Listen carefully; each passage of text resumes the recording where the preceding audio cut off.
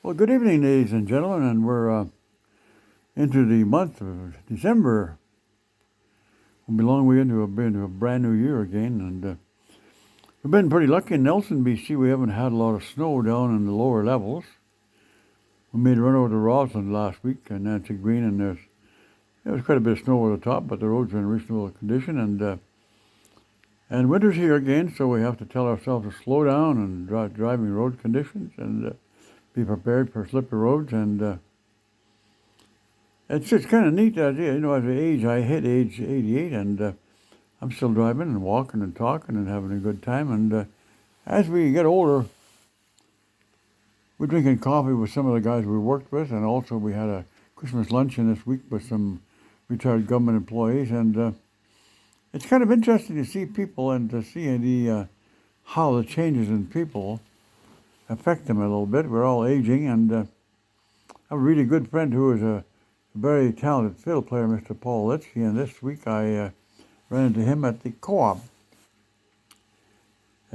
restaurant down at the Co-op grocery between Vernon and Nelson and Vernon and Baker Street there, opposite the Dodge dealer. Paul is an old friend. We met him in 1973, and heck of a fiddle player over the years. He played for all kinds of dances. We got together and started playing for dances and weddings and anniversaries and stuff like that. And he's been a wonderful friend. And so we get together and talk about the old days and reminisce about the old songs. And we also talk about gratitude. Paul he's over 90 now, and I'm 2 years away from 90. And I think we have to be grateful as we age. Especially when you're working on a job. We were always lucky. There's about 6 of us guys that work for the Highways Ministry and the rest of government, provincial government. And so we have our Canada pension, old age pension, and we also have our government pension. Now, talking to a lot of people around our age group, if you don't have that third pension, life's pretty difficult. If you're married and you've got 2 people in the family, and you're having 2 pensions, you've got 2 old age pensions and 2 Canada pensions, and you're doing very well as long as the both of you are alive. But sometimes what happens, one of the persons gets sick and has to go into a care home, so what happens, 2 pensions have to follow them because you need the money to pay for their care. So the person that's left in the house at home, if he doesn't have a third pension, he has a Canada pension, old age pension. In some cases, if the house is paid for, it's probably not too bad. But in some cases, the home is not paid for. And we talk to a lot of people out there scraping by, and it's pretty difficult. So the pension is so important. So I'm talking to young people here and saying, young people, for God's sake, go to the bank and set up a program where you pay money into a pension program for yourself, because the government is not going to put a lot of money away for you. You get Canada pension, old age pension when you're old, but you got to get to the age of 60 and 65 before you get any benefits. And if your health runs out before you get there, it's really tough. So the pension is so important.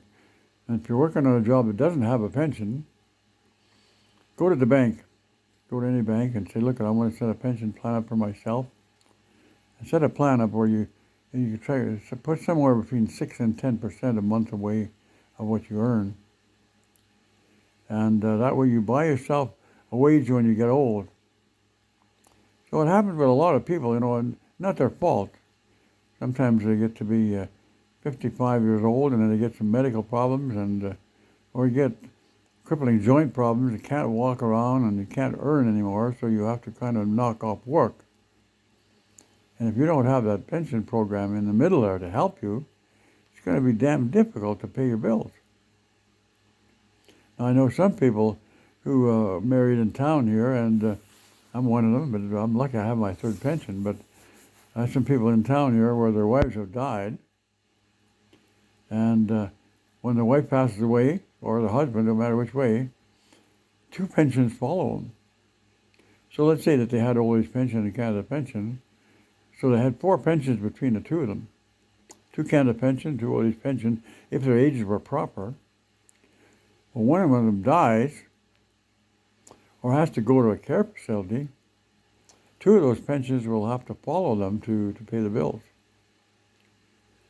And if the remaining person doesn't have a lot of money in the bank, or he's living in a house where the house payments are still there, let's say you're making $1,200 or $1,500 a month payments on your house, and you're doing fine because your wife's still alive, and then she goes to the hospital or dies, and then because she's taken 2 pensions with her, either in death or through going to a care facility, now you can't afford to live in your house because you don't have enough money left over. So what seems to be happening here, we notice that people are selling their houses. A lot of cases are selling their houses, moving into assisted living places where they can get the rent cheaper. And in most cases, they're living in a house where there's 3 or 4 bedroom home, way too big for you as you get to be a senior. So your heating cost is high, and your taxes are high, and we've got to get those costs more under control to make life affordable as a senior. Now, I don't have all the answers, but I can say I've been talking to people, and the nice thing about being retired, you get a chance to sit around and talk to people and learn from what's happening to other people. And sometimes we find out that life is pretty damn tight for people if they don't have the pensions in place. It means they've got to downsize. In some cases, they've got to sell their home and put the money in the bank. If they're lucky and their house is paid for, they might wind up with $300,000 or $400,000 in the bank. Then they can go to an assisted living place. And some of these places like Lakeview along the lake here in Nelson, you're talking prices upward between $3,000 and $5,000 a month. It's a lot of money. But if you sold your home and you've got the money from your house, and if you're at the age where you're getting a pension, let's say that you're getting, say, a $3,000 or $4,000 a month pension, so you got the money from your house. So between those 2 of those, you can go into an assisted living place. Most of the assisted living places that are provided by the government are for older staff, but they take 80% usually of your check. So getting old is not for sissies. And I'm counting my lucky stars. I'm living in an apartment. It's a reasonable apartment. The rental is reasonable. Still driving. We have a bus that comes by here and scoops us up if we need a ride. So then basically what we're is down to is what's our purpose in life now? So purpose in life would be when we were younger, of course we were working, had a job and paying the bills, buying a house, buying a car, working every day, putting money away, going to dances or parties once in a while, shopping, going on holidays, and our purpose in life was living. Got a chance to travel around the country and enjoy the scenery and look at this and look at that. And that was existing and enjoying Mother Nature. And as we get older, I think we have to look around us and say, there's a lot of good things around. We've got the scenery, we've got skiing, we've got ice hockey, curling, bowling, and stuff like that. Sometimes some of the places are being shut down, but you still have the opportunity to go down to the mall and sitting there and having a cup of coffee and drinking coffee with other people, walking around out of the weather, and just finding out just how other people are making out. And the other part of the coin is there's some seniors places in town. There are like Broader Horizons are there, Jubilee Manor, and there's the places where seniors that aren't totally into a care home yet, but they're there. Their health is fading, and they're not too far from being into full-time care. So we have a chance to go and look up those places and have a look, go in there and size them up. And we know darn well it's not a matter of if, it's a matter of when. We know that we're actually going to die one day, but this is the time to enjoy ourselves in between the time that we've worked and between the time we pass away. And we shouldn't be discouraged. We're at the stage in our life where we're still walking and talking and enjoying people. And I'm an advocate to tell people, if you enjoy doing something, it doesn't matter what it is, whether it's riding a bicycle or going for a walk or skiing or whatever you enjoy doing, or whether it's just going down and sitting down and having a cup of coffee and talking to other people, or going for a drive in the country. If you still got your driver's license, you can jump in your car and go for a spin. The other day, another lady and I went over to Roslyn. Went down to Nancy Green Summit, stopped on the trail and had a snack to eat. And I think we have to create things to do to keep our mind at ease. And to sit around and watch TV is pretty damn boring because you're getting to watch all the bad news bears, what's going on in other countries, and they're always talking about all the deaths and things that happen and stuff. And if we start watching that stuff on a continuous basis, we can become obsessed with how bad the world is getting to be. When really, if we have a good pension and we're retired, and we're able to walk and talk and we go and have coffee with our friends, we're actually in heaven now. Some people don't realize it, but if you're warm, you've got a job, and you can drive your car, and you can still walk, go meet people and talk to them, enjoy what they're doing and learn from them. Maybe you have a little part-time job, or maybe somebody who's doing an associate where you go and just help people out. It's a matter of filling in, find someplace to fit in. Now, when you're married, if your wife is still alive, mine has been passed away since 2018, but you have to find some things to do, and I usually create quite a bit of walking and go and meet people, and we just joke and tell a few funny stories and play a little music here and there, try and enjoy what's left of our lives, and try not to focus on the fact that we're getting older. And I have all my final plans done. I have my will in order. I've had my right to die with dignity forms made up, and they say to my two sons, if I'm in the hospital with an incurable disease, or I got Alzheimer's so bad that I don't know the kids anymore when they come to see me, that is my signal, or their signal, to go to the doctor and say, look, my dad's at the point right now where he doesn't want to be, and he's told us that, and we promised him that we would do that for him. So that means to say, under the new right to die with dignity, you can be put to sleep. But you have to ask for it. And you have to also make damn sure that those forms are made up while your brain is still in good condition. Otherwise, when you get too far along and you got Alzheimer's, they won't touch you. They say, no. You can't make that decision now because you're not in good enough shape. So I had a friend in the Okanagan who went through that, and he laid in his bed at a care home there for 5 years, and he didn't know the last while. He couldn't move his eyes. He couldn't turn his head. He couldn't do anything. Couldn't talk to people.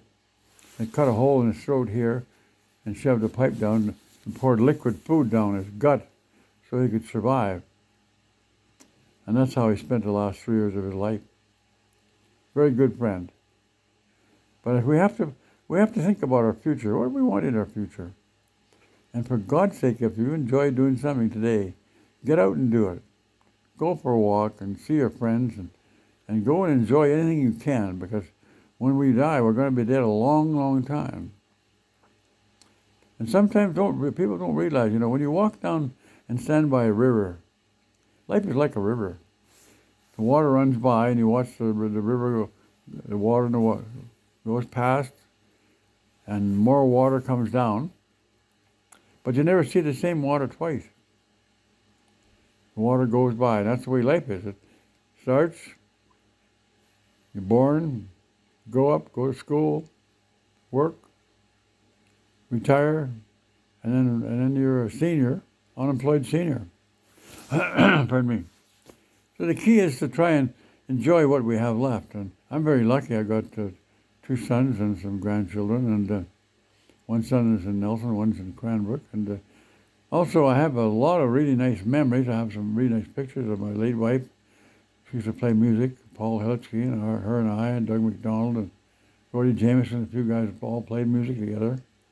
So I've got all those videos, got them on YouTube, so able to chance to go back and have a look at those and re-enjoy what we did before. It's called reliving some of our life. So I just want to throw a topic out there for discussion, and I think we really have to spend some time and say to ourselves, what is my purpose in life now? What should I be doing?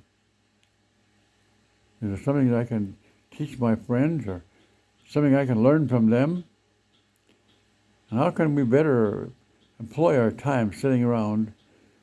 Or can we come up with some ideas that can keep us busy, keep our minds focused, and keep our happiness up? And looking at happiness, if you wake up in the morning and you're in a warm apartment or in a warm building, and the roof is not leaking, and you've got food in your fridge, and you've got a furnace that's running and you're keeping nice and warm, and you've got a car sitting outside that's sitting there in case you need it, you can go out and fire it up and go for a ride. Most people don't realize we're in heaven right now. It doesn't get any better than that. The only way it's going to get any better is if we find some way to make ourselves a little happier by going and associating with other people and finding what they do and what they're doing to kill time and somehow fit in with them and tell a few stories or enjoy life. And that's about the way I see it. I could be all wet. I don't have all the answers. I'm trying to share some thoughts with you people out there and see if anybody has came up with some ideas. I know there are a few people around that are still doing some part-time work, and that's a person's choice if you decide to work. It's the sad thing about working is that it'll affect your pension after a while. You got to claw it back. But if you're working as somebody who's just giving your labor away and helping people out by being a kind person and helping people, that's okay too. And whatever gives you pleasure, if you get pleasure out of doing things, whether it's talking to people, having coffee, telling jokes, having a good walk, going for a drive in the country, whatever it is, for God's sake, do it, because there's going to be a day when we'll be laying in the care home, staring at the roof with somebody changing your diapers, and it won't be that much fun then. So let's have the fun now. So have yourself a great evening, and we'll talk to you later. Bye for now.